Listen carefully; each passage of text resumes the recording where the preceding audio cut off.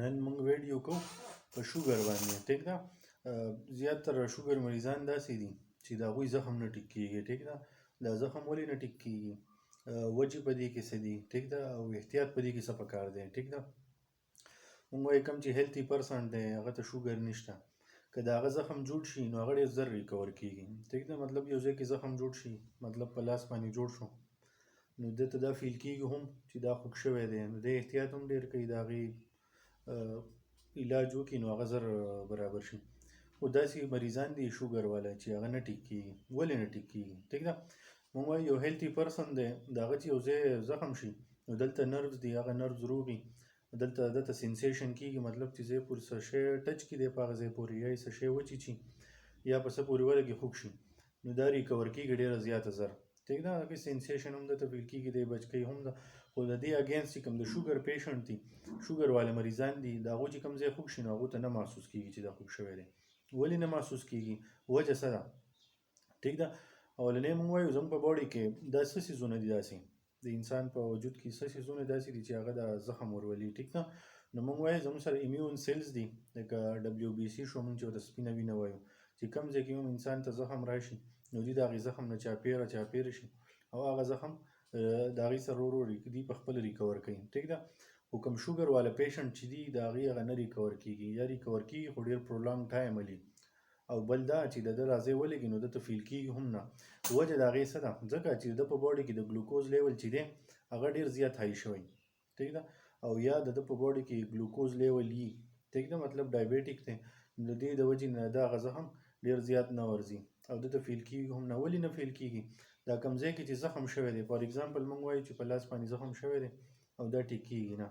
نو ولې نه ټیک کېږي؟ ځکه چې دلته نروز دي، هغه نروز چې هغه ډیمیج شي، مطلب موږ وایو ختم شي، هغه خپل کار نه کوي، نو ځکه دې سره چې څه لګي دته سینسیشن نه کېږي، نه فیل کېږي. دا د دې د وجې نه د ده دا زخم چې دی دا هم ډېر زیات زر نه ورځي، دته کوم پین چې دی هغه ورته نه محسوس کېږي. د دې د وجې نه د دا زخم څه دی دا نه ریکور کېږي. ټیک ده. یا د پیزار په خپو کړي، د پیزارو کې د خپې ولګي، یا یې چپل په خپو کړي په هغې کې ولګي، بوټانو کې هغې کې ولګي، نو دا نه ریکور کېږي. ټیک ده. نو دې دپاره احتیاط پکار دی. ټیک ده. پروټیکشن به موږ د دې څنګه کوو؟ موږ ته څه احتیاط پکار دی شوګر والا پیشنټ ته چې د دوی زخم نه جوړېږي، او که د دوی زخم جوړ شي نو موږ به څه احتیاط کوو چې یاره د دې نقصان نه کېږي، ځکه چې دې نقصان ډېر پرولانګ دی هغه وایو. ټیک ده. فار ایګزامپل موږ وایو چې یاره یو انسان دی هغه خپې د شوګر والا مریضان چې څومره دي د دوی خپې ډېرې زیاتې خوږېږي، د خپو مسلې ورته ډېرې زیاتې راځي، ځکه چې یا خپې د څه سره ولګي، ما تاسو ته الریډي وویل چې دته سینسیشن نه کېږي، فیل کېږي ورته نه چې یاره دا خوږ شو یا را خوږ شو، یا پیزار کې صحیح دی چپل په خپو کې هغې د وجې نه کېږي. ټیک ده. اولنۍ خبره دا ده چې دی به پیزار په خپو کوي، مطلب کوم شوز چې دی استعمالوي چې هغه پاسته وي، ډېر زیات مټاک نه وي. ټیک ده. نرم غونته کېږي. بل دی دا چک کوي چې یاره څه پکې شته یا نشته، یا دی چېرته پیزار وباسي ګوري چې یاره زما په خپو کې څه سوروالی راغلی دی او که نه دی راغلی. ټیک ده. چې سوروالی راغلی نو وګورو چې یاره دا میخ دی یا په دې پیزار کې څه دي چې زما خپه خوږوي، ځکه چې معمولي خوږ نه خبره ډېره لانګ طرف ته لاړه شي. ټیک ده. سافت چیزونه چې څومره دي هغه به استعمالوو. ټیک ده. فار ایګزامپل یو انسان ته انجري وشوه شوګر والا ته، نو ده ته پکار دي چې دی خپل ډاکټر ته ورشي، کوم ډایبیټیز دپاره چې دی ټریټمنټ کوي چې هغه د دې دپاره انټي بایوټیک پرسکرایب کړي، د ده د ځای راځي چې دا کوم پاک راپاکي. بل دا چې دی به د اوبو د دې نه بلکل ساتي چې لمدېږي دننه. ټیک ده.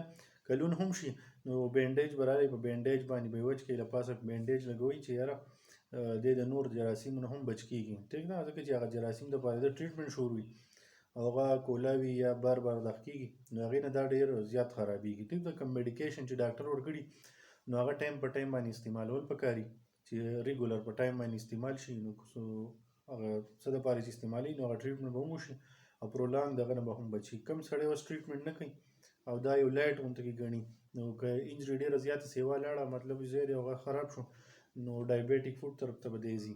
نو بیا ډاکټران مطلب چې که ګوته لګېدلي، د خپې ګوته لګېدلي، نو به تاسو زیاتره مریضان لیدلي د خپې ګوته دې کټ کړي. ټیک ده. یا د هغې نه سیوا لاړ شي نو پوره خپه دې کټ کړي، یا که د هغې نه سیوا لاړ شي نو د سره پورې سراسري ټوله خپه دې کټ کړي. ټیک ده.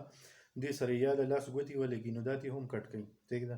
د هغې دپاره تاسو ټول دا پکار دي کوم چې شوګر والا ډایبیټیز پیشنټ دي چې هغه احتیاط ډېر زیات کوي، پروټیکشن کوي، چې چې کوم ډایبیټکس واوند دي چې دا ډیر زیات زر هیل کیږي ټیک ده.